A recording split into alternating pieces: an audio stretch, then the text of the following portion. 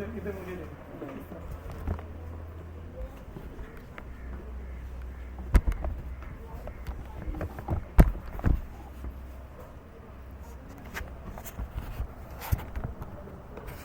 Eraser या sharpener वगैरह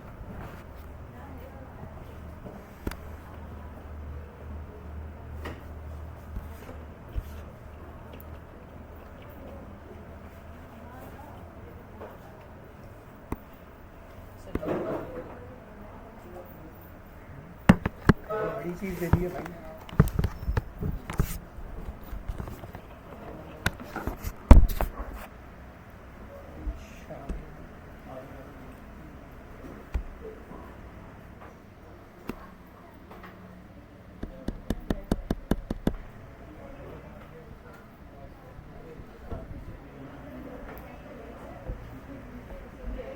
aptitude students, उम्मीद आप सब खैरियत से होंगे।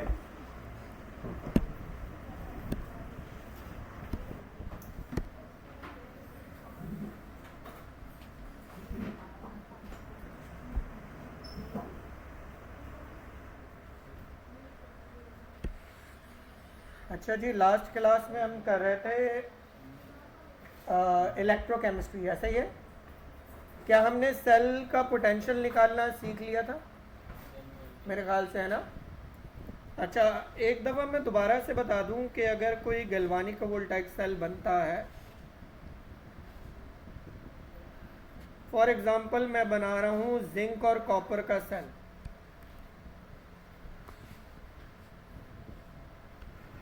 दरमियान में दोनों हाफ सेल, इनको हाफ सेल्स कहते हैं, बीकर्स को, दोनों हाफ सेल्स को कनेक्ट करता है एक ब्रिज, ये ब्रिज कहलाता है सॉल्ट ब्रिज।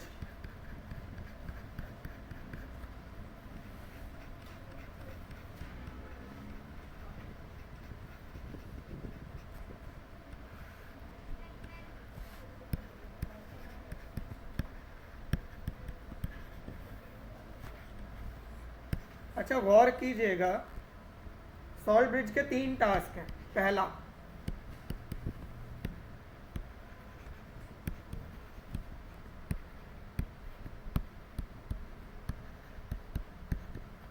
सर्किट कंप्लीट करना।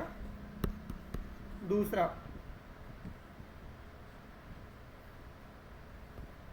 एक तरफ जो हाफ सेल है और जो दूसरी तरफ हाफ सेल है, दोनों तरफ के सेल के जो आइंस हैं, एक तरफ पॉजिटिव आइन बढ़ रहे होते हैं, एक तरफ नेगेटिव आइन बढ़ रहे होते हैं, तो दोनों तरफ के जो हाफ सेल्स हैं उनको इलेक्ट्रिकली न्यूट्रल रखना। मतलब अगर एक तरफ पॉजिटिव आइन बढ़ेंगे तो सॉल्ट ब्रिज उधर नेगेटिव आइन छोड़ देगा, और अगर एक तरफ नेगेटिव आइन बढ़ देंगे तो सॉल्ट ब्रिज वहां पर पॉजिटिव आइन छोड़ देगा।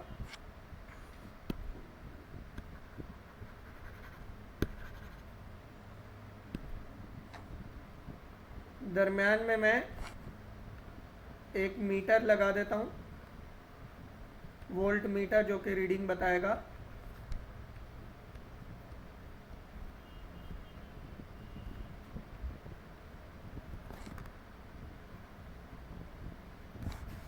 मान लें अगर ये जिंक है और ये कॉपर है, तो फिर ये वाला सॉल्यूशन 1 मोलर जिंक सल्फेट का होगा, और ये वाला सॉल्यूशन 1 मोलर कॉपर सल्फेट का होगा। अच्छा, सॉल्ट ब्रिज इधर क्या हो रहा होता है, इधर जिंक के आइंस सॉल्यूशन में आ रहे होते हैं, और यहाँ पर कॉपर के आइंस तो चले जाते हैं, इससे कनेक्ट हो जाते हैं, तो फिर सल्फेट के नेगेटिव आइंस बचते हैं। मान लें अगर सॉल्ट ब्रिज है KCl, तो सॉल्ट ब्रिज देखता है कि इस साइड पर नेगेटिव पॉजिटिव आइन बढ़ रहे हैं, तो जहाँ पॉजिटिव आइन बढ़ रहे होते हैं सॉल्ट ब्रिज वहाँ नेगेटिव आइन छोड़ता है। 2Cl के नेगेटिव आइन 1 मोल जिंक के लिए 2Cl के, क्यों? क्योंकि 2 इंटू -1 कितना बनेगा, -2, +2 के लिए -2। सल्फेट के लिए छोड़ता है पोटेशियम के आइंस, तो बेटा ये सॉल्ट ब्रिज क्या करता है, to keep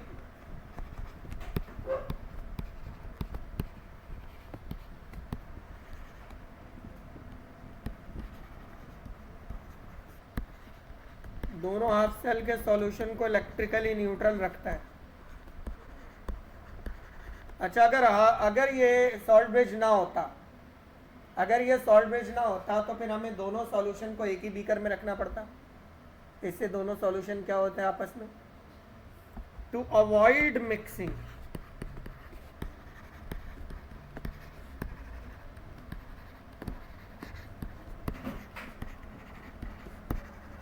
of two half cell solution. ये 3 टास्क हैं किसके, सॉल्ट ब्रिज के।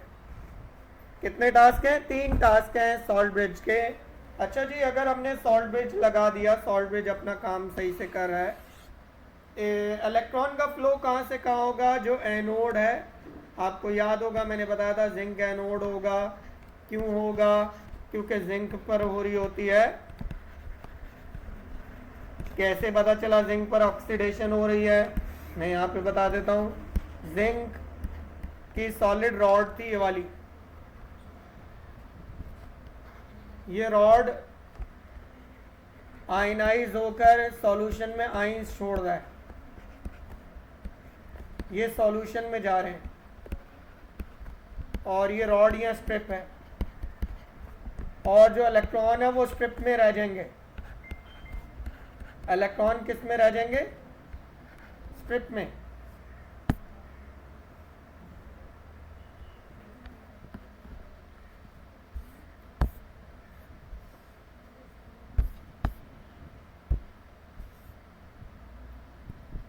गौर कीजिएगा कि अगर इलेक्ट्रॉन स्ट्रिप में रह गए तो इसका मतलब है कि ये जो रॉड है ये क्या हो जाएगी, नेगेटिवली चार्ज। याद है मैंने लास्ट टाइम लिखवाया था कि एनोड, यूजुअली एनोड क्या होता है, लेकिन यह एनोड क्या है। अब जरा यहां देखते हैं कॉपर को जो आयन है वो स्ट्रिप से इलेक्ट्रॉन गेन कर रहा है।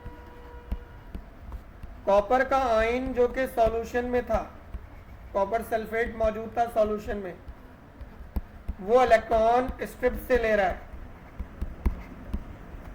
स्ट्रिप से इलेक्ट्रॉन सॉल्यूशन में जा रहे हैं, और कॉपर जो है वो न्यूट्रल होकर स्ट्रिप पर आ रहा है। इसका मतलब है स्ट्रिप थिक होती जाएगी, और ये वाली स्ट्रिप क्या होती जाएगी बताए, जिंक वाली स्ट्रिप थिन होती जाएगी, कॉपर वाली स्ट्रिप क्या होती जाएगी। तो ये सेल कब खत्म हो जाएगा, जब जिंक बिल्कुल ही क्या हो जाएगा, डिप्लीट, जिंक की लेयर बिल्कुल खत्म हो जाएगी।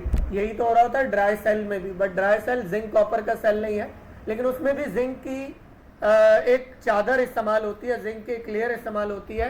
तो जो हमारे घरों में जब ड्राई सेल यूज करते हैं उसमें जिंक आहिस्ता सा खत्म होता रहता है।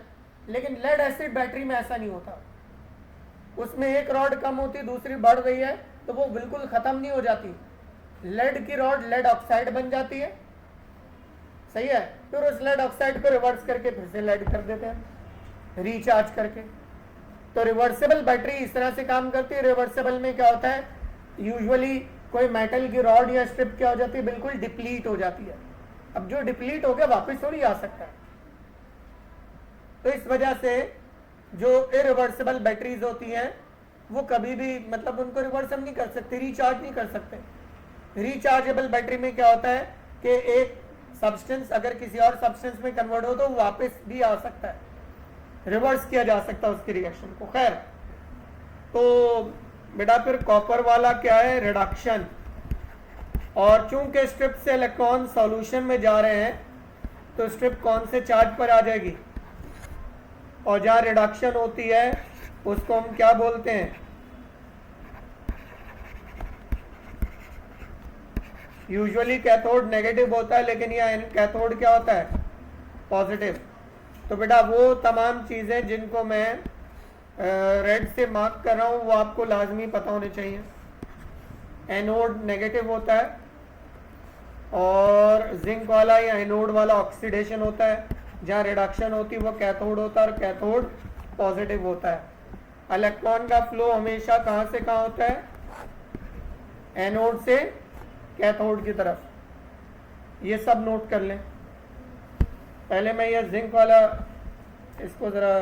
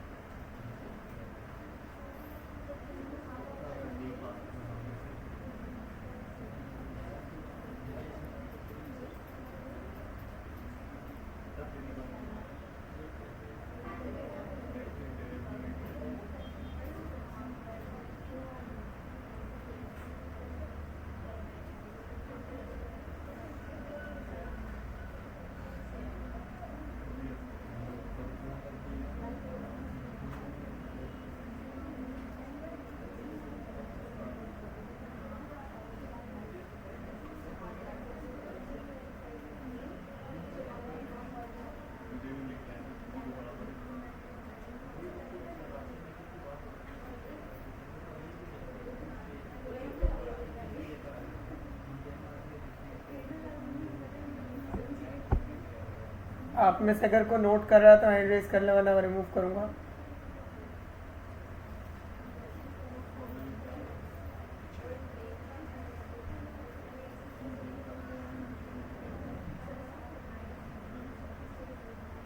अगर सॉल्ट ब्रिज नहीं होगा तो सर्किट का लूप कंप्लीट नहीं होता, ये बहुत इंपॉर्टेंट बात है।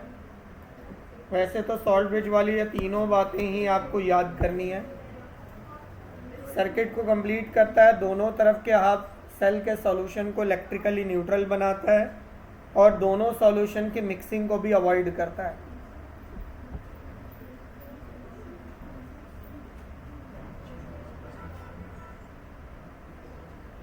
अच्छा, मैं जिंक कॉपर का सेल आपको इसकी ईएमएफ निकालना सिखा चुका हूँ। 1.10 वोल्ट आई थी, अगर आपको याद हो, लास्ट क्लास में हमने किया था 1.10।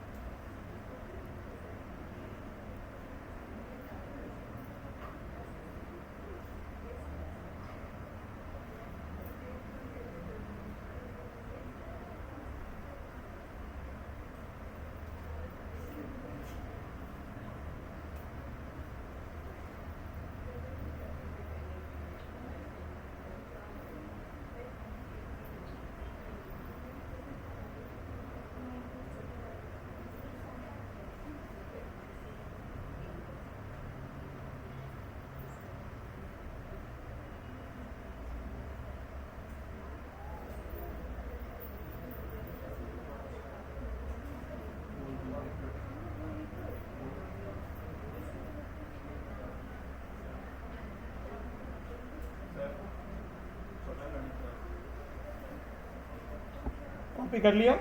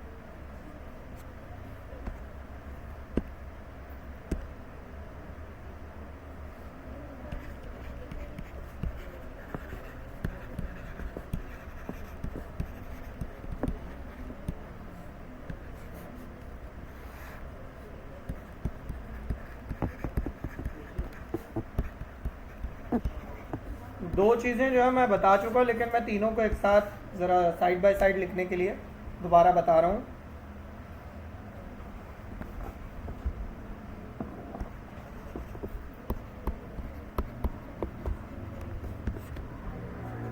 सेल को रिप्रेजेंट कैसे करते हैं क्लास देखिएगा ज़रा। जिंक Zn से Zn+2 हो गया ना, इधर देखें कैसे लिखेंगे इसको हम।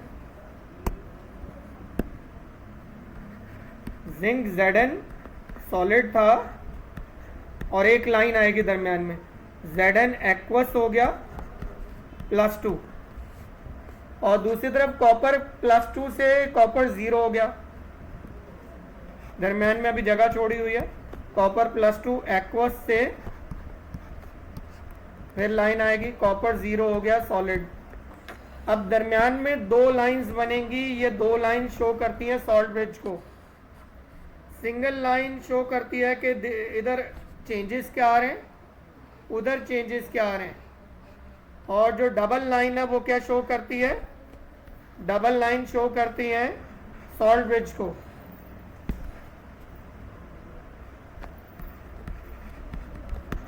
Salt bridge, this is oxidation of cell and this is reduction of cell। किसी भी सेल को ऐसे रिप्रेजेंट किया जाता है। इलेक्ट्रॉन का फ्लो कहां से कहां होगा,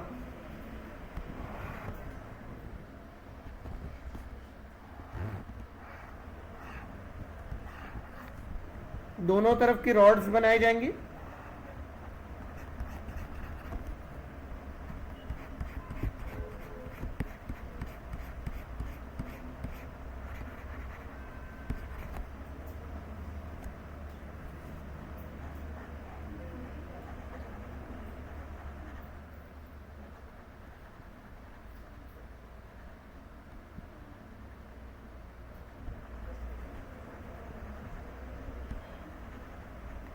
इलेक्ट्रॉन का फ्लो है जिंक से कॉपर की तरफ। सेल वोल्टेज कैसे निकालते हैं,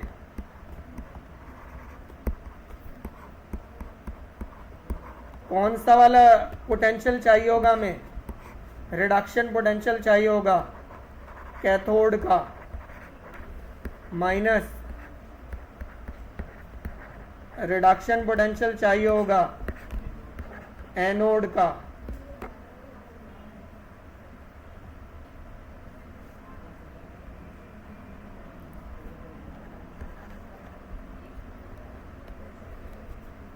जैसे अगर हम अप्लाई करें जिंक कॉपर के सेल पर, रिडक्शन पोटेंशियल ऑफ किसका पहले आएगा, कॉपर का या जिंक का, कॉपर, क्योंकि कॉपर कैथोड है, minus reduction potential of anode यानी के जिंक।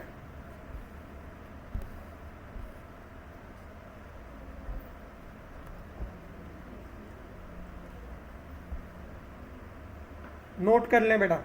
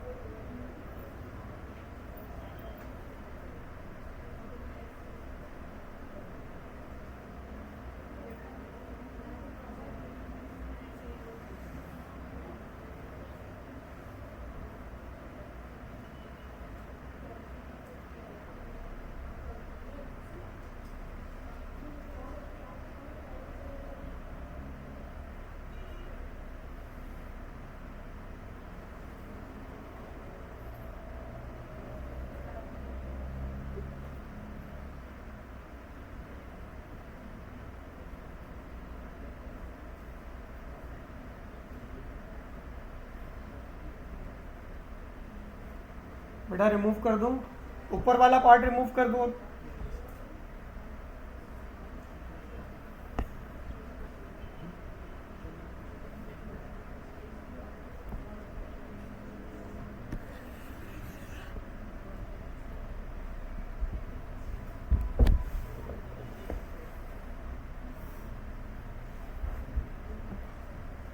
अच्छा जी, ऑक्सीडेशन नंबर निकालना आता है सबको?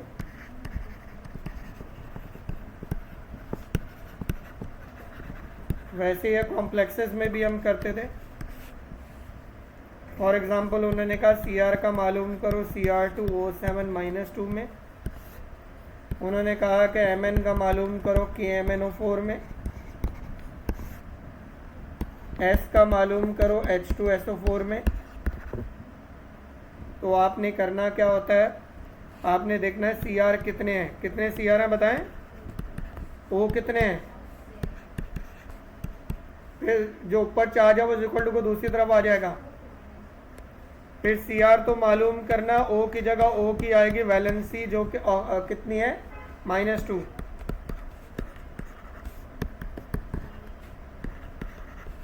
माइनस प्लस माइनस 7 2 14, माइनस का 14 वहां जाकर क्या हो जाएगा,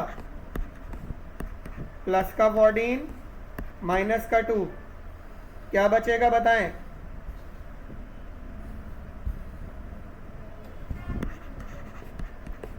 प्लस का 12 और Cr के साथ जो 2 लिखा हो वहां जाके डिवाइड हो जाएगा,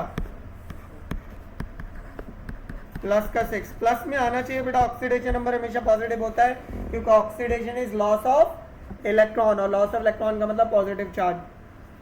अच्छा जी, KMnO4 K है, एक K है, एक Mn है और 4 O हैं, ऊपर को चार्ज नहीं है तो 0। Mn को मालूम करना है, K की जगह आएगी K की वैलेंसी +1, O की जगह आएगी O की वैलेंसी -2। आपको तमाम ग्रुप के एलिमेंट की प्रॉपर्टीज पता है या मैं लिख दूं, प्लस का 1 Mn minus plus minus 4 2 8, minus का 8 वहाँ जाके प्लस का 8, प्लस का 1 वहाँ जाके -1 प्लस 7। ये तीसरा वाला आप कर लेंगे। मैं आपको तमाम एलिमेंट के ऑक्सीडेशन नंबर बता रहा हूँ, ग्रुप बनने वाले जितने भी होते हैं इन पे +1 होता है, hydrogen, lithium, sodium, potassium, rubidium, caesium. Group 2A वाले इनकी +2 वैलेंसी होती है, beryllium, magnesium, calcium, strontium, barium. Group 3A वाले इनकी वैलेंसी होती है +3, बोरॉन, एल्यूमिनियम, गैलियम। मैं ज़्यादा लिख रहा हूँ बेटा, इतने आते नहीं हैं। ग्रुप 4A प्लस माइनस दोनों होते हैं इसलिए वो नहीं। ग्रुप 5A माइनस का 3, nitrogen, phosphorus. Group 6A minus का 2, ऑक्सीजन, सल्फर। बेटा यहाँ सल्फर की वैलेंसी नहीं, ऑक्सीडेशन नंबर निकालनी है, -2 नहीं आएगी, प्लस में आएगी। और ये सल्फर की जो मैंने लिखी है, क्या लिखी, वैलेंसी। वैलेंसी अलग होती है, ऑक्सीडेशन नंबर अलग चीज होती है। ग्रुप 7A माइनस का 1, फ्लोरीन, क्लोरीन, ब्रोमीन, आयोडीन। मेरे ख्याल से सब याद होने चाहिए आपको वैसे तो। और अब चलें मुझे बताइएगा, H कितने इसमें, प्लस S कितने, S कितने 1, प्लस O कितने, ऊपर को चार्ज है 0। S तो मालूम करना है, H की जगह और O की जगह इनकी वैलेंसी आएगी। बताओ H की कितनी वैलेंसी है, ये लिखी हुई है, कितनी है, +1 -2 प्लस का 2, माइनस का 8, माइनस का 8 वहाँ जाके प्लस का 8, प्लस का 2 वहाँ जाके माइनस का 2, कितना बचा? क्या आप सबको समझ आ गया? क्या आप सब ऑक्सीडेशन नंबर कैलकुलेट कर सकते हैं?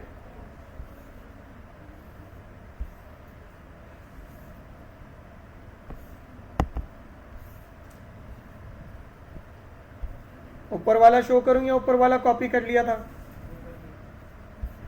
आप में से अगर किसी ने कॉपी नहीं किया तो हैंड रेस कर लें, ये वाला ऊपर वाला, सेल रिप्रेजेंटेशन, इलेक्ट्रॉन फ्लो या वोल्टेज। कॉपी कर रहे हैं बेटा?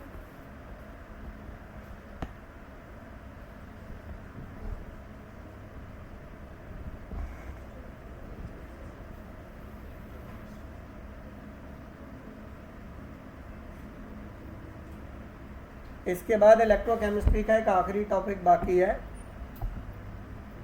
और वो है कोरोजन एंड प्रिवेंशन। अच्छा, वहाँ चूंकि तो शॉर्ट नोट है, वहाँ जो कुछ मेथड है ना कोरोजन की प्रिवेंशन के, उसको क्वेश्चन आते हैं। जैसे आपके घर में कील जो हम दीवार में लगाते हैं या लकड़ी में लगाते हैं, जो कील होता है एक स्टील का होता है और एक अलग होता है आयरन यानी लोहे का। अच्छा, आयरन को तो कोरोजन लगती है, लेकिन उस कील के ऊपर आप देखें आयरन के ऊपर उन्होंने क्या किया हुआ, जिंक की कोटिंग की हुई, क्योंकि जिंक एक तरह का नोबल मेटल है, उसकी कोरोजन का रेट स्लो है। कोरोजन हर मेटल को होती है, जंग हर मेटल को लगता है, लेकिन रेट स्लो होता है। जैसे गोल्ड का, ये भी क्या है, नोबल मेटल में आता है। गोल्ड हो गया, कॉपर हो गया, सिल्वर हो गया, प्लाटीनम हो गया, ये सब क्या है, नोबल मेटल्स हैं, शरीफ मेटल्स। कोरोजन इनकी होती है लेकिन स्लो। खैर, जो मैं बता रहा हूँ वो ये, क्या कुछ मेटल की कोरोजन के मेथड का एक नाम है। जैसे जिंक की कोटिंग कर दे, इसको कहते हैं गैल्वेनाइजिंग। क्या कहते हैं? ये आता है सवाल, ये एमडी कैट में तो हर दूसरे साल में देखता हूँ कि वो पूछते हैं जी मेथड बताएं, इसको क्या बोलते हैं। फिर एक आता है सैक्रिफिशियल। अभी हमने एक ईद गुजारी जिसमें हमने क्या किया, सैक्रिफाइस, यानी एक कोरोजन उसका नाम है सैक्रिफिशियल कोरोजन, यानी एक मेटल दूसरे मेटल के लिए क्या हो जाता है, कुर्बान। अब ये मैं आपको बताऊंगा, अभी पहले लिख लो फिर हम देखते हैं कोरोजन एंड प्रिवेंशन।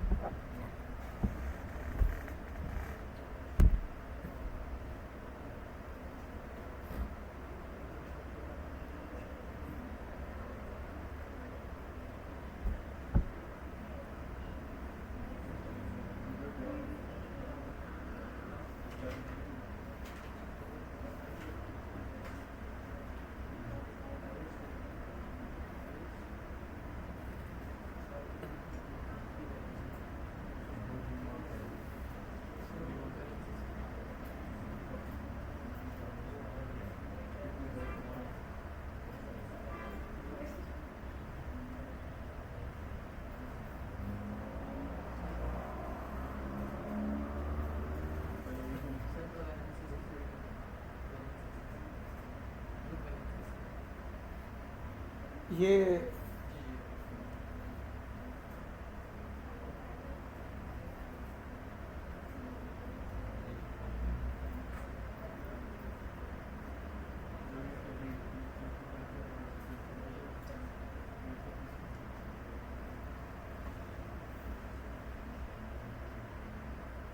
ऊपर वाला सब कॉपी कर लिया ना सबने?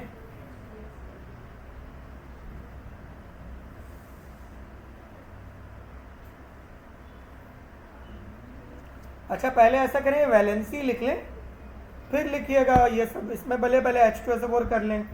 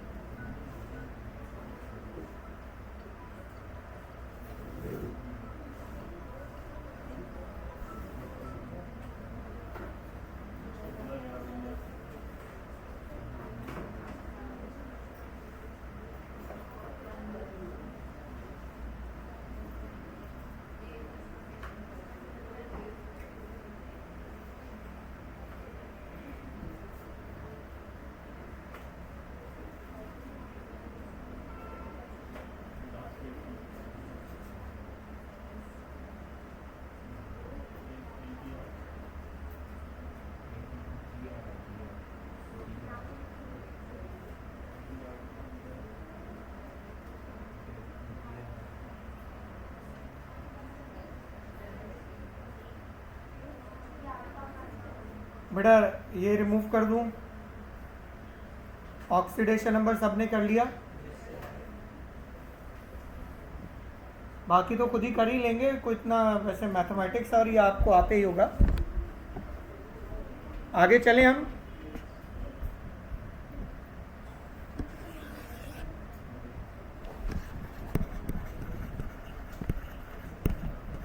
कोरोजन एंड प्रिवेंशन, गौर कीजिएगा बेटा। देखें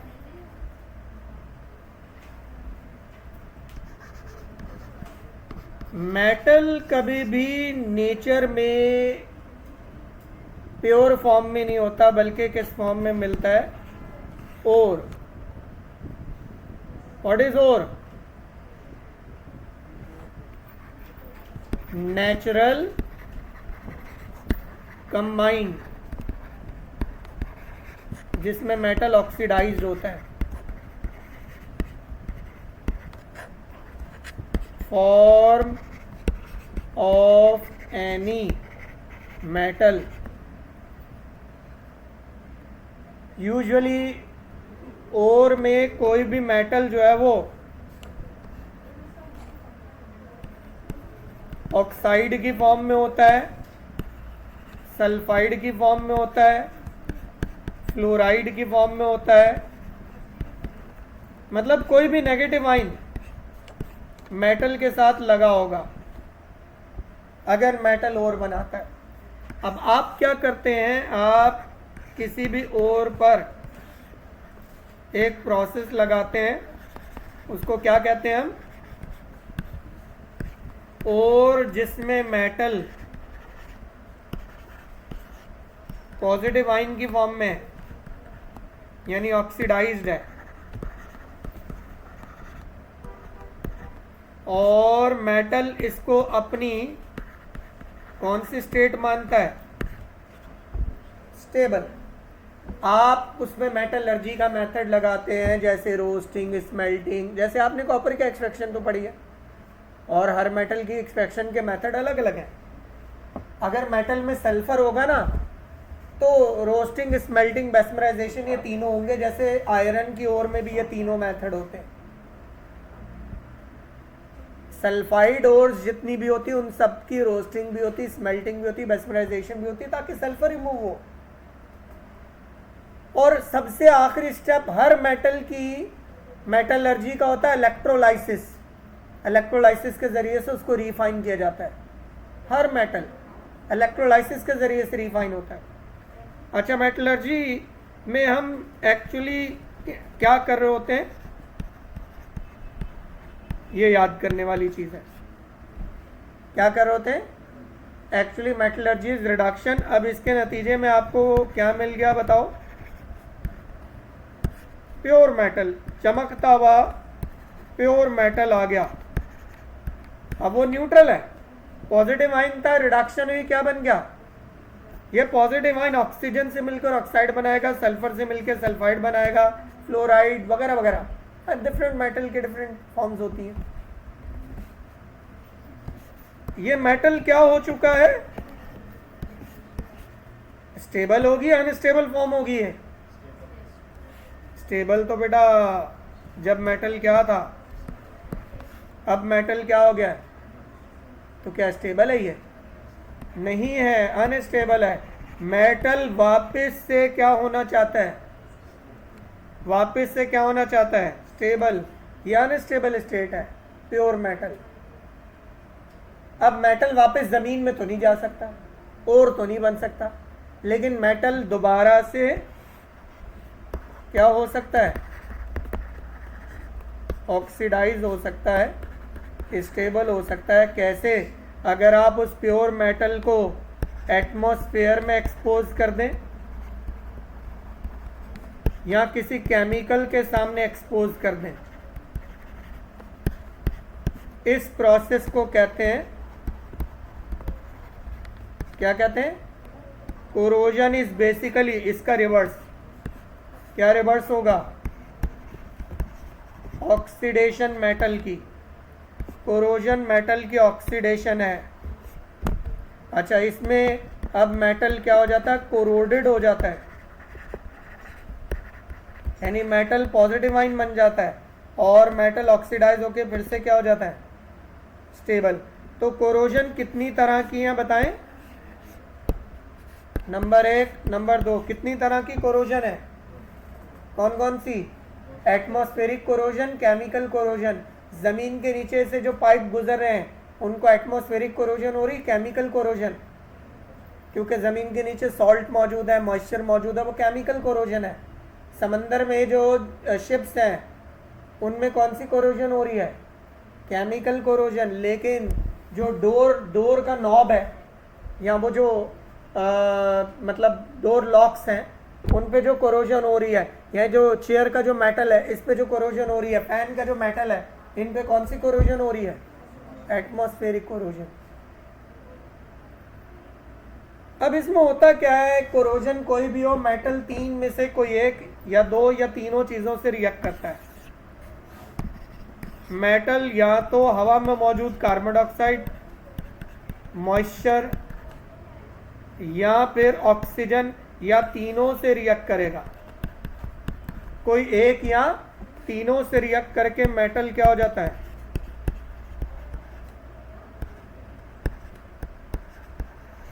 कोरोडेड हो जाएगा। क्या ये बात समझ आई? तो बेटा किसी भी मेटल की कोरोजन में मेटल ऑक्सीडाइज होता है। अब डिफरेंट मेटल की कोरोजन का रेट डिफरेंट है। जैसे अल्कली मेटल, इनकी कोरोजन का रेट क्या है,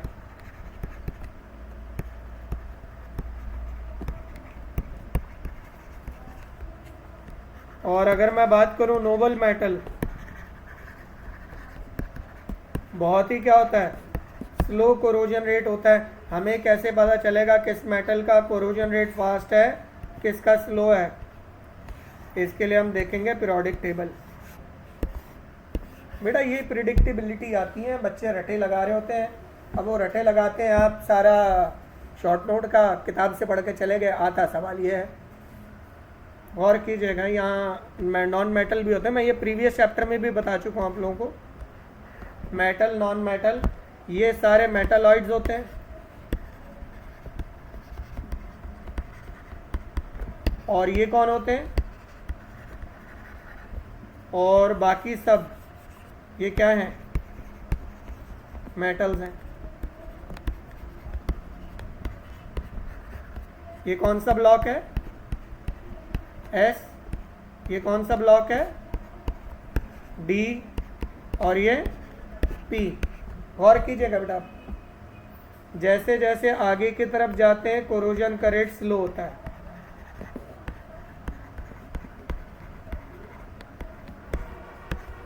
जैसे जैसे आगे जाते हैं कोरोजन का रेट क्या होता है, स्लो।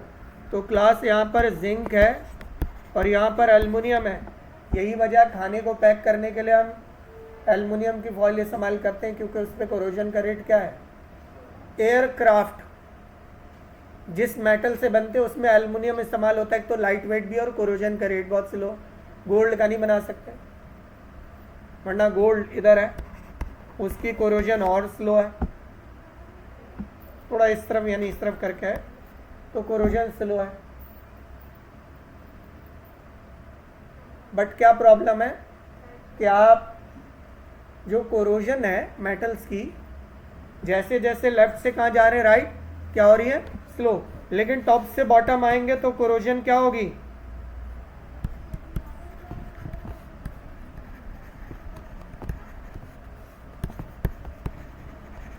कोरोजन रेट आगे जाते हुए स्लो होता है, नीचे आते हुए क्या हो रहा है, फास्ट होता है। यानी लिथियम के मुकाबले में सोडियम और पोटेशियम, किसका कोरोजन फास्ट होगा, पोटेशियम का। क्या ये बात समझ आ रही है? अल्कली मेटल का कोरोजन सबसे फास्ट है क्योंकि ये सबसे लेफ्ट साइड पर है। और noble metal zinc, copper, zinc, gold, silver, इन सब का कोरोजन क्या है बताओ, स्लो, क्योंकि ये सारे और ये नोबल मेटल्स भी हैं। क्या ये बात आप सबको समझ आ रही है? डिफरेंट मेटल की कोरोजन का रेट डिफरेंट है। फिर डिफरेंट मेटल की कोरोजन की अपीयरेंस भी डिफरेंट है। क्या कहा मैंने? डिफरेंट मेटल की कोरोजन की अपीयरेंस भी डिफरेंट है।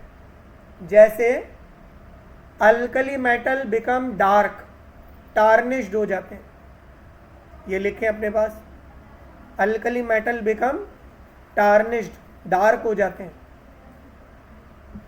चले मैं नीचे लिख ही देता हूँ, आप पिक्चर ले लें या नोट कर लें, जो भी।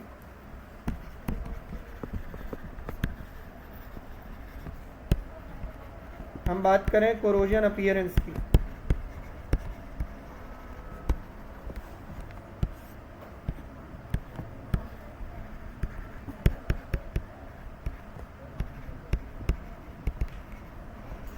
अच्छा, अल्कली मेटल डार्क हो जाते हैं, नोबल मेटल फेड हो जाते हैं, बिल्कुल इनवर्स।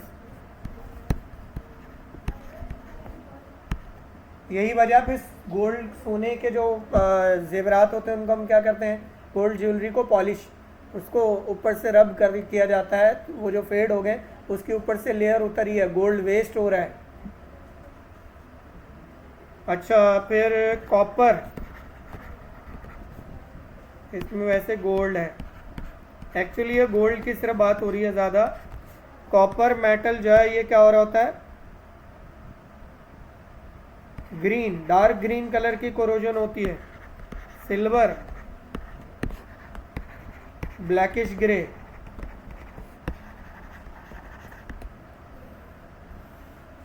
Aluminium greyish white.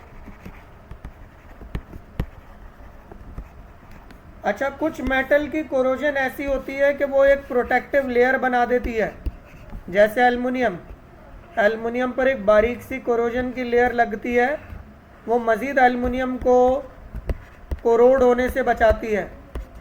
एक सवाल आता है कि 1 मोल एल्युमिनियम कंप्लीटली ऑक्सीडाइज क्यों नहीं हो जाता?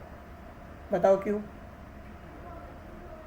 क्योंकि वो उसके ऊपर क्या हो जाएगी, एक ऑक्साइड की प्रोटेक्टिव लेयर आ जाएगी। एल्युमिनियम ऑक्साइड प्रोटेक्टिव लेयर का काम करेगी।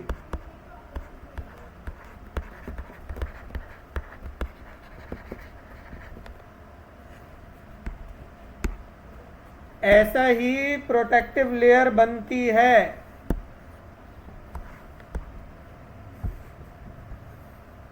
एक अलॉय में, उस अलॉय का नाम है, तभी तो उसको कहते हैं स्टेनलेस। उस पे कोई स्टेन नहीं आता क्योंकि उस पे उसकी कोरोजन की लेयर एक तो इतनी बारीक होती है कि वो ट्रांसपेरेंट होती है।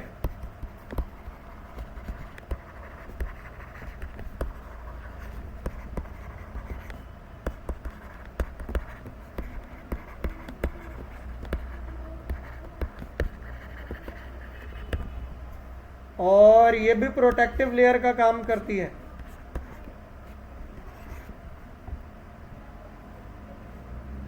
स्टेनलेस स्टील, बेटा मैं अब ऊपर वाला शो कर दूं पहले।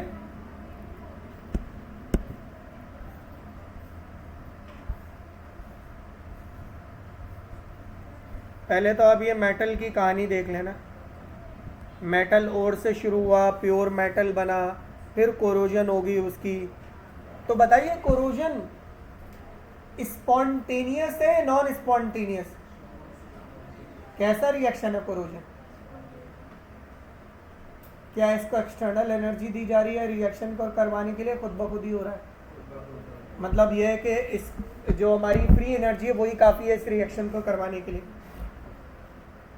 स्पॉन्टेनियस है, नॉन स्पॉन्टेनियस है? Corrosion is a spontaneous process, ये भी लिख लीजिएगा। क्या कोरोजन डिजायरेबल है, अनडिजायरेबल रिएक्शन है?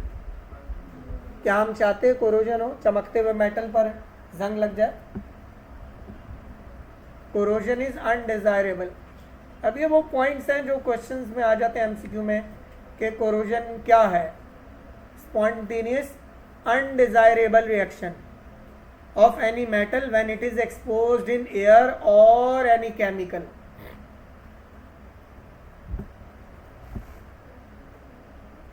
ये कोरोजन वाली स्टोरी रिमूव कर दूं, ओर से लेकर कोरोडेड मेटल तक। आप में से अगर कोई कॉपी करा तो हैंड रेस कर लें।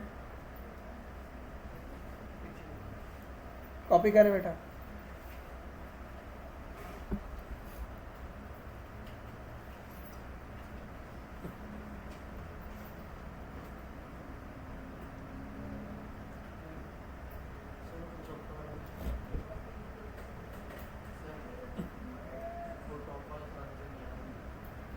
ये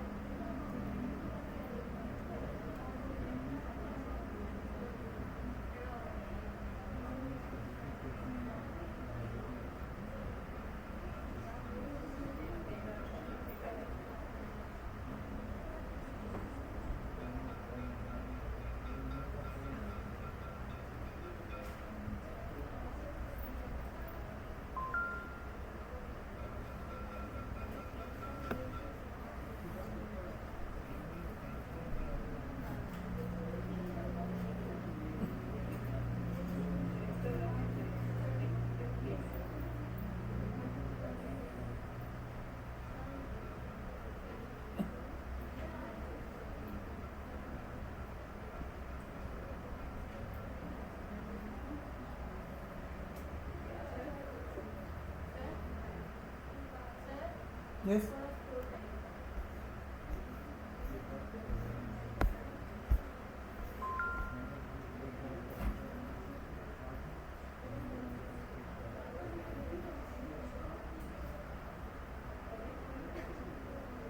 अच्छा, आयरन की कोरोजन का कलर क्या होता है?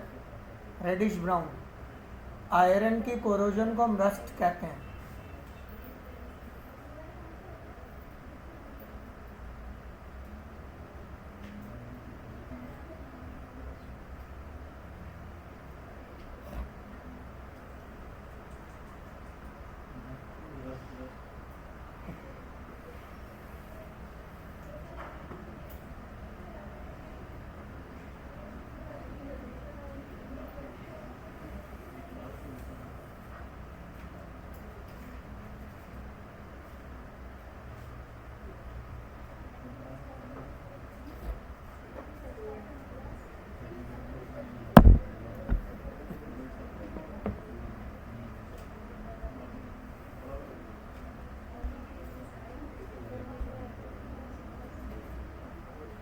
ये लाजमी लिखिएगा डाउन द ग्रुप।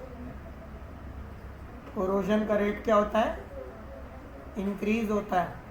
और अलोंग द पीरियड लेफ्ट से राइट कोरोजन का रेट क्या होता है? डिक्रीज, यानी स्लो हो जाता है।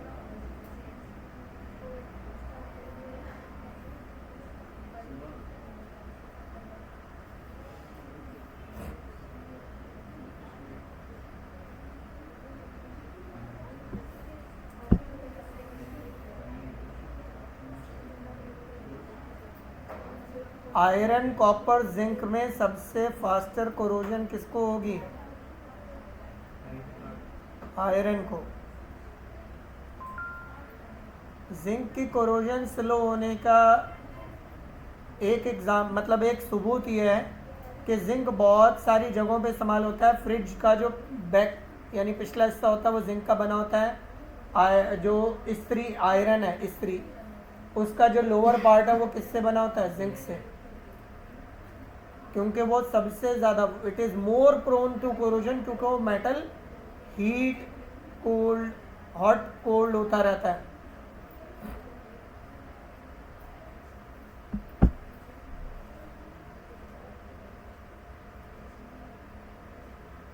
अच्छा, कुछ मेटल पर जिंक की कोटिंग कर दी जाती कोरोजन से बचाने के लिए, उसको क्या बोलते हैं? गैल्वेनाइजिंग, GALVANIZING,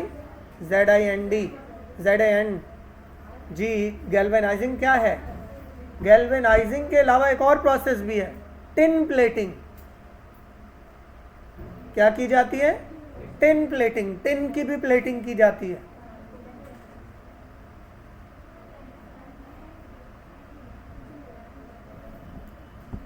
ये मैं ये ब्लॉक डायग्राम रिमूव कर दूं, पीरियोडिक टेबल वाली, नोट कर लिया?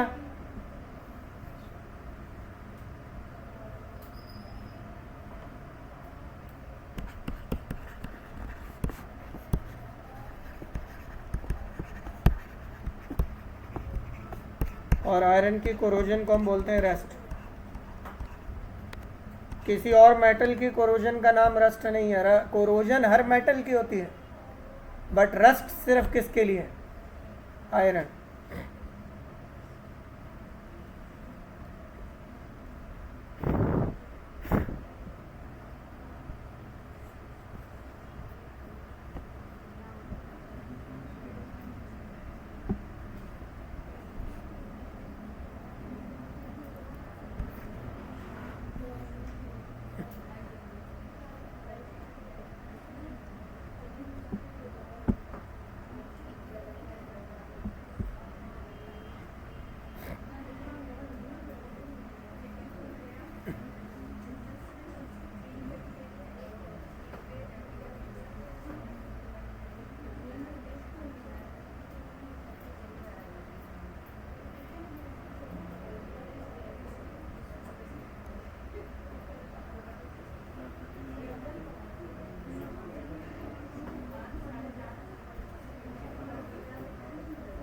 ये भी लिख लें।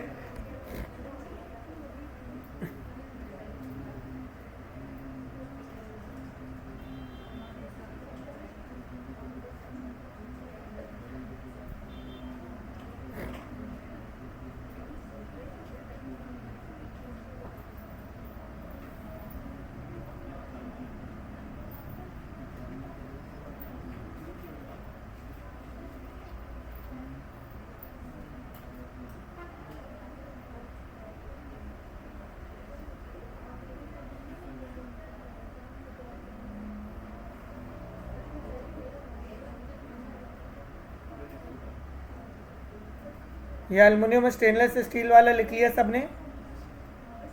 आप में से अगर अभी भी कोई कॉपी करा तो हैंड रेज कर लें।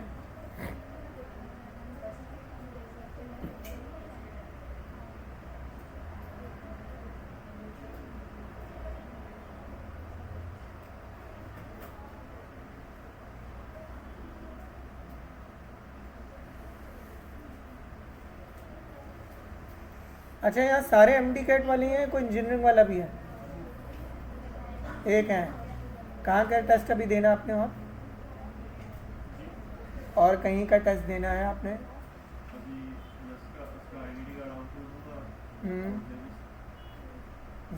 ज़ेबिस्ट अप्लाई किसके लिए करोगे वैसे?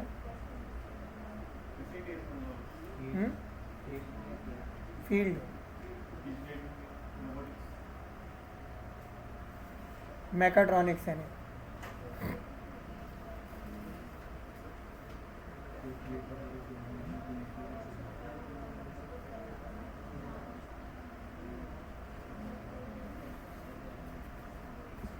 अब रिमूव कर दूं?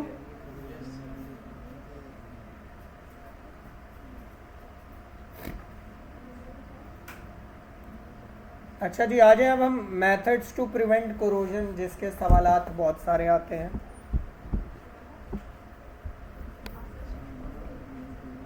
आप लोगों ने शायद रिड्यूस सिलेबस से पढ़ा था ना फर्स्ट ईयर, तो आपने तो ये चैप्टर पढ़ा ही नहीं होगा।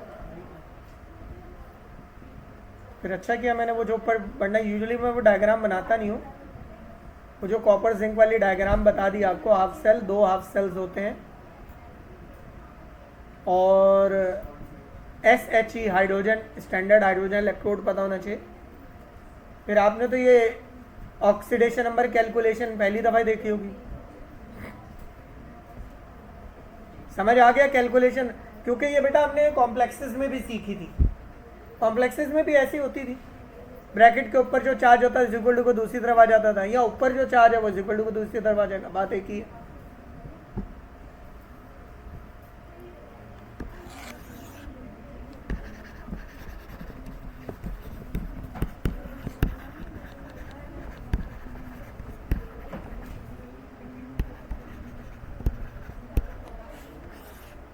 Methods to prevent corrosion.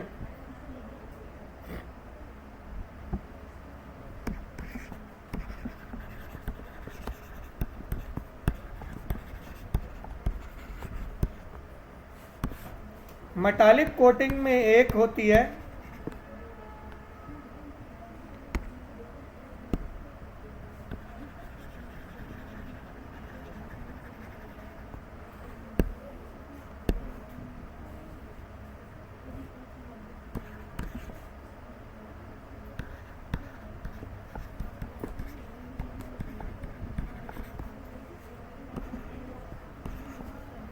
अच्छा, कोटिंग के मेथड्स जो हैं मैं वो बात नहीं कर रहा हूँ, मैं मेथड्स की बात नहीं कर रहा हूँ। एक मेथड है मैकेनिकल कोटिंग, मैकेनिकली कोट किया जाए, मतलब एक मेटल देखें इधर सुने, एक मेटल जो है वो मेल्ट हुआ हुआ और दूसरे मेटल को उसमें डिप करके निकाल दो, ये कैसी कोटिंग हो गई? मैकेनिकल।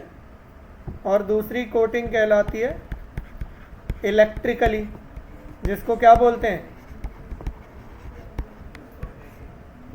अच्छा, किस कोटिंग में ज़्यादा बेटर लेयर मिलेगी, इवन लेयर मिलेगी? इलेक्ट्रोप्लेटिंग में। पाकिस्तान में सिर्फ एक ही कंपनी है जो पेंट, गाड़ी पर पेंट भी इलेक्ट्रोप्लेटिंग के थ्रू करती है। पेंट पॉजिटिवली चार्ज होता है और गाड़ी की बॉडी नेगेटिव, आपको होता है नेगेटिव पे पॉजिटिव आके डिपॉजिट हो जाता है। होंडा, उनके पास एक ऐसा प्लांट है कि जो क्या करते हैं, इलेक्ट्रोप्लेटिंग। अब उसमें क्या होगा, उसके जो अंदर के कोने वोने होंगे, जो जिन जगहों पे स्प्रे नहीं जा सकता, उन जगहों पे भी क्या होगा, पेंट चला जाएगा, वहाँ जाके इवन लेयर बनेगी। सही है? तो इलेक्ट्रोप्लेटिंग ये सबसे बेस्ट मेथड होता है किसी भी मेटल की मेटालिक कोटिंग का। अच्छा, सैक्रिफिशियल में क्या होता है कि लेस नोबल मेटल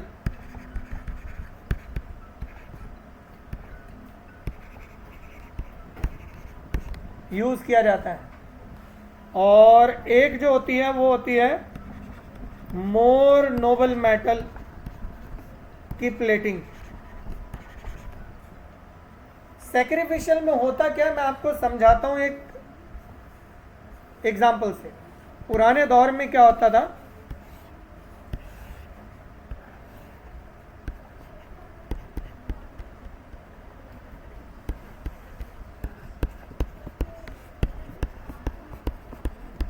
जो शिप होते थे उनके ऊपर एक और मेटल लगा दिया जाता था।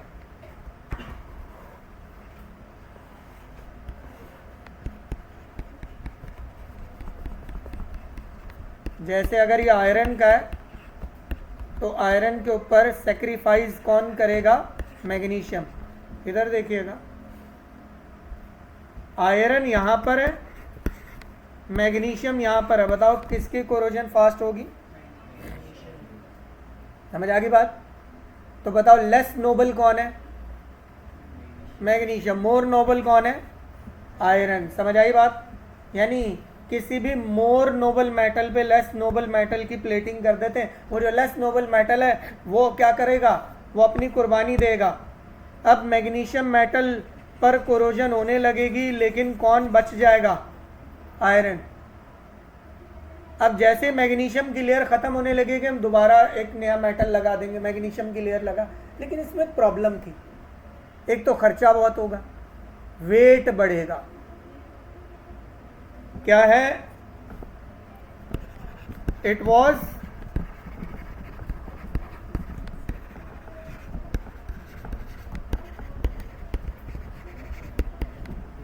ये दो बातें।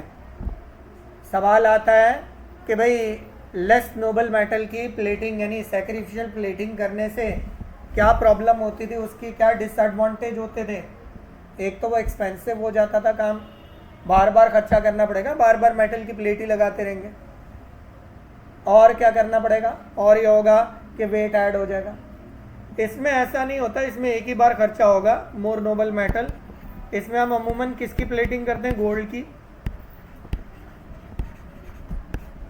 या फिर किसकी? प्लैटिनम की।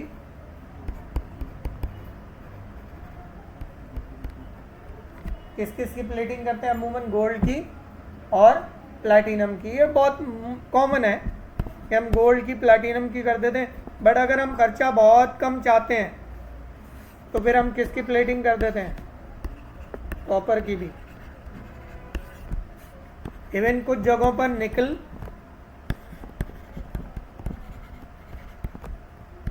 के अलावा क्रोमियम, निकल और क्रोमियम की प्लेटिंग भी की जाती है। ये नोट कर लें बेटा पहले। अच्छा, फिर एक होती है नॉन मेटालिक कोटिंग।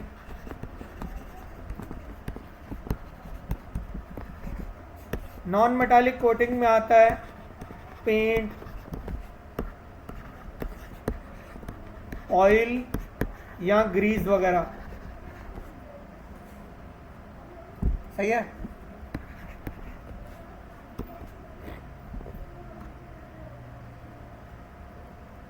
कौन सी वाली कोटिंग ज़्यादा टाइम निकालेगी, मेटालिक या नॉन मेटालिक?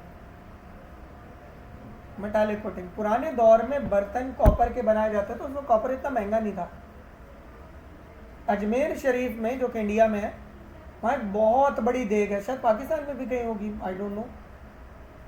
बहुत बड़ी देग है जिसमें काफ़ी सारे इंसान भी उतर जाए, बहुत बड़ी है। नहीं, वो सीढ़ियाँ लेकर जाते हैं उसमें। एक्चुअली वो अकबर बादशाह ने बनवाई थी, वो कॉपर की है। लेकिन कॉपर में खाना बनाएंगे तो वो जहर बन जाएगा, कॉपर सल्फेट, पॉइजन। तो फिर कॉपर के बर्तन क्यों बनाते थे? क्योंकि कॉपर बहुत क्या था, कंडक्टिंग मेटल होता है, हीट का बहुत अच्छा कंडक्टर भी है।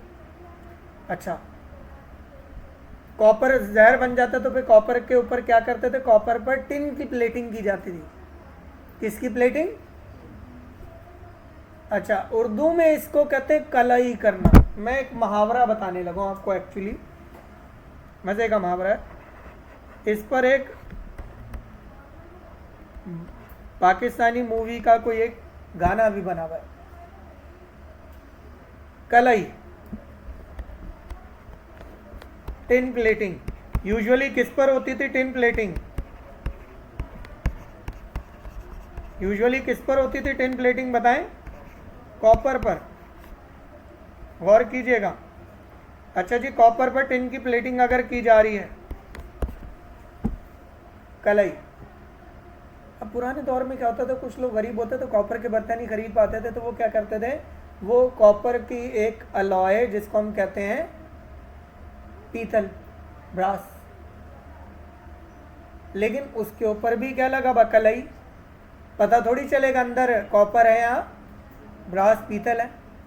लेकिन अगर कलई हट जाएगी तो असलियत पता चलेगी। तो उर्दू का एक मुहावरा है कलई खुलना, कि इसकी तो कलई खुल गई, यानी क्या पता चल गई? सच्चाई या असलियत पता चल गई। समझ आया कुछ? Tin plating.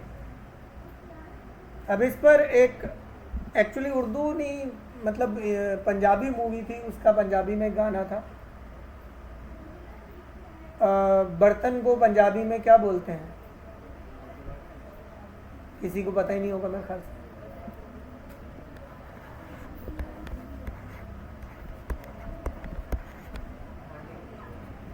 एक गाना है, आप ज़रूर सर्च कीजिएगा।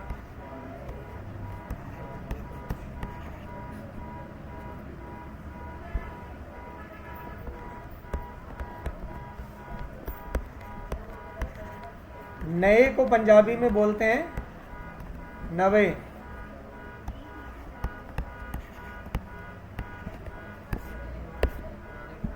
हाँ, कि पुराने जो वो क्या कर लो, नए बना लो भाई। यहाँ एक्चुअली देखें, ये जो वर्ड है ना, ये ओल्ड उर्दू लैंग्वेज में बड़ा मशहूर वर्ड था, लेकिन आहिस्ता आहिस्ता क्या होता गया, खत्म हो गया। अब आप लोगों को पता ही नहीं है। और ये उर्दू का बड़ा मशहूर मुहावरा था। अब मुझे याद है कि हम अपने ग्रेड 9 मैट्रिक तक भी ये मुहावरा हम अपनी डेली लाइफ में इस्तेमाल करते थे। हम ये नहीं कहते थे हाँ उसकी तो असलियत पता चल गई, हम कहते थे उसकी तो कल ही खुल गई। खैर,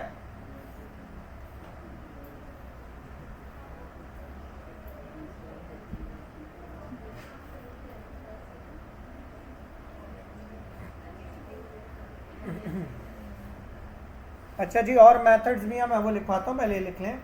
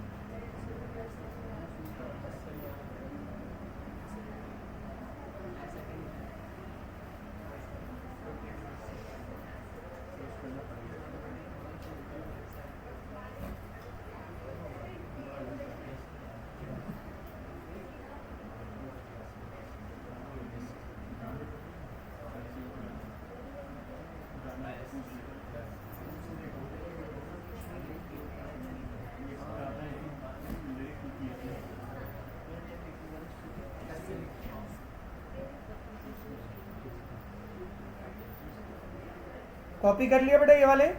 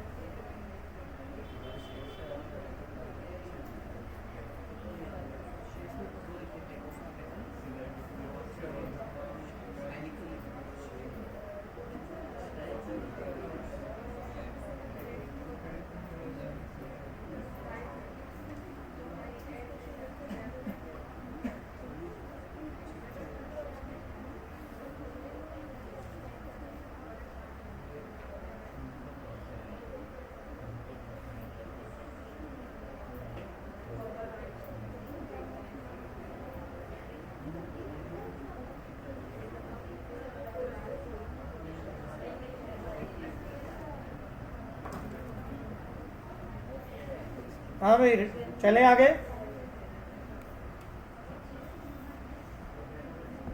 अच्छा, एक और बल्कि पॉइंट है, वो भी लिख लेते हैं। चले हम मज़ीद नोबल मेटल के लगाने को हम बोलते हैं एनोडिक प्लेटिंग।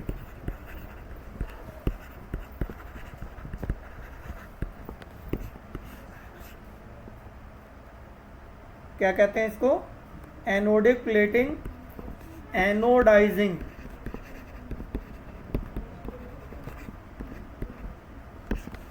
ये इंडस्ट्रियल वर्ड है, वैसे में भी आ सकता है क्वेश्चन।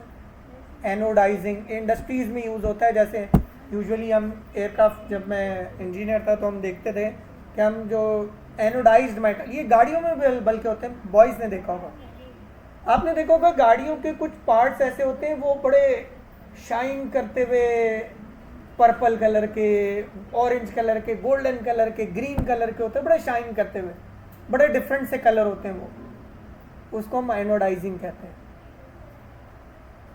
सही है, वो बिल्कुल ही डिफरेंट से कलर होते हैं, यूजुअली वो जापानीज पार्ट्स वगैरह जो होते हैं उसमें आप देखते हैं।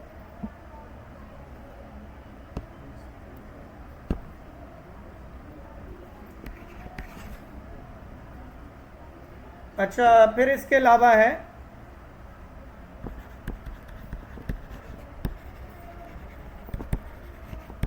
Alloy making. इसमें क्या किया जाता है, लेस नोबल मेटल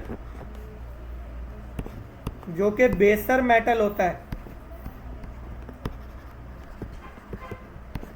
जिसकी कोरोजन, जिसको ज़्यादा कोरोजन लग रही होती है। नहीं,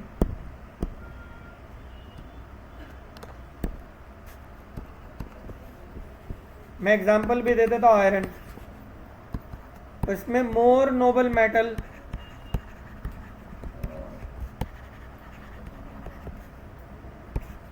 इनको अलॉइंग मेटल्स कहते हैं, ऐड कर दिए जाते हैं, जैसे निकल, क्रोमियम, तो ये क्या बन जाता है, स्टील जैसे, इसको कहते हैं अलॉय का बन जाना। अब बेटा आपकी बुक में चैप्टर नंबर 2 में डिफरेंट मेटल के अलॉयज हैं, वो याद कर लें, एक टेबल बना हुआ है कि डिफरेंट मेटल के क्या क्या अलॉय हैं। जैसे कॉपर का अलॉय ब्रास भी होता है, ब्रॉन्ज भी होता है, copper zinc alloy, copper tin alloy, brass और ब्रॉन्ज। फिर ड्यूरा एल्यूमिन जो कि एल्युमिनियम का अलॉय है। सही है, स्टील, स्टेनलेस स्टील जिसमें आयरन, क्रोमियम और निकल होता है, उसमें थोड़ा सा कार्बन भी डाल दिया। डिफरेंट मेटल के अलॉयज और उनकी कॉम्पोजिशन आप याद करेंगे। डिफरेंट मेटल के अलॉय और उनकी कॉम्पोजिशन कौन कौन से, खास तौर पर मैं आपको लिख देता हूँ। Gun metal, brass, bronze,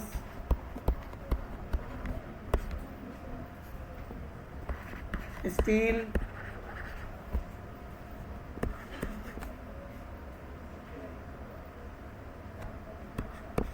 dura एल्यूमिन,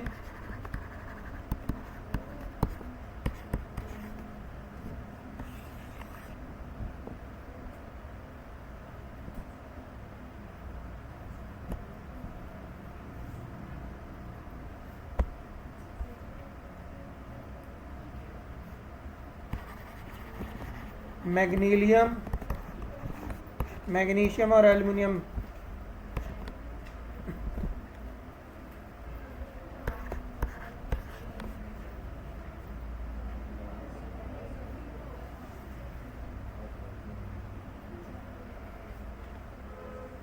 और सिल्वर के कुछ अलॉयज हैं।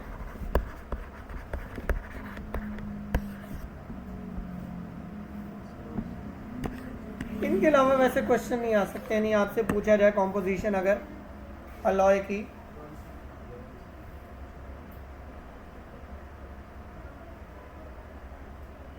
नोट कर लें।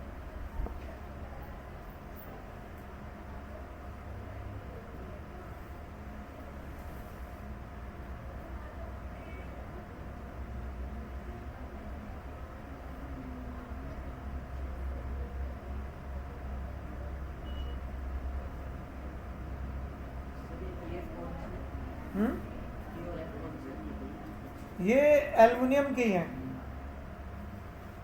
ड्यूरा एल्यूमिन और मैग्नीशियम।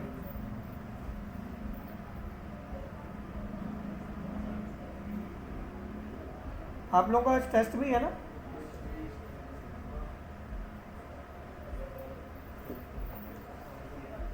दैट्स ऑल स्टूडेंट्स, आज की क्लास यहीं ख़त्म होगी। टॉपिक हमारा कंप्लीट हो चुका है।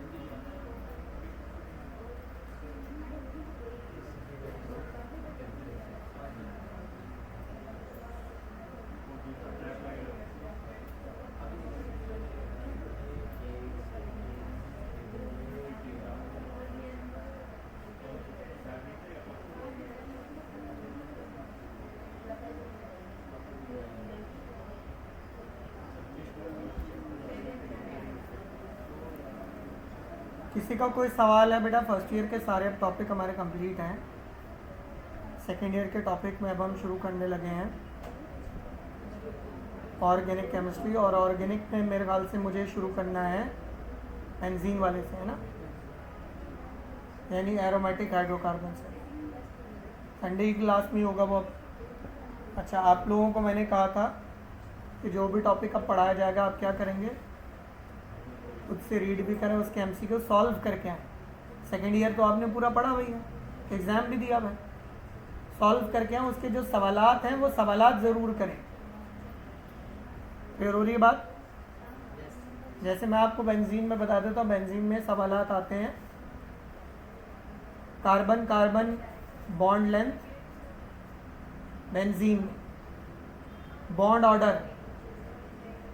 अगर बॉन्ड ऑर्डर 1 होता है तो इसका मतलब है सिंगल बॉन्ड होगा, बॉन्ड ऑर्डर 2 होता है तो डबल बॉन्ड होगा, लेकिन बेंजीन में बॉन्ड ऑर्डर 1.5 है। मैं आपको ये एक्सप्लेन कर चुका हूँ 1.5 का मतलब क्या है। आधे टाइम के लिए कार्बन कार्बन में सिंगल बॉन्ड होता है, आधे टाइम के लिए डेसिमल वैल्यू जब भी बॉन्ड ऑर्डर की होती है तो उसको कहते हैं रेजोनेटिंग बॉन्ड। अच्छा, फिर आता है बेंजीन की प्रिपरेशन आपके सिलेबस में, मतलब आपने थ्योरी में पढ़ी नहीं लेकिन एप्टीट्यूड में वो मैं आपको कराऊंगा। बेंजीन के रिएक्शन, बेंजीन कौन कौन सा reaction, electrophilic substitution, electrophilic addition, addition भी electrophilic substitution. Benzene electrophilic addition ही क्यों देता है? क्योंकि कार्बन कार्बन का पाई बॉन्ड है उसमें। वो हर वो कंपाउंड जिसमें कार्बन कार्बन का पाई बॉन्ड होता है इलेक्ट्रोफिलिक एडिशन देते हैं। कार्बन का किसी और एलिमेंट के साथ पाई बॉन्ड होगा तो न्यूक्लियोफिलिक एडिशन होगी, जैसे C डबल बॉन्ड हो, कार्बोनाइल आपने पढ़ा है चैप्टर नंबर 8 और 9 में। कार्बोनाइल कंपाउंड इलेक्ट्रोफिलिक नहीं न्यूक्लियोफिलिक एडिशन देते हैं। अच्छा, फिर बेंजीन जो है वो एडिशन रिएक्शन करेगा तो उसका रिंग खत्म हो जाता है, रिंग नहीं रहता, बेंजीन का मॉलिक्यूल ही जब वो खत्म हो जाता है। तो ये सारी चीज़ें देख कर आएगा, इसके क्वेश्चंस बहुत हैं। दैट्स ऑल बेटा।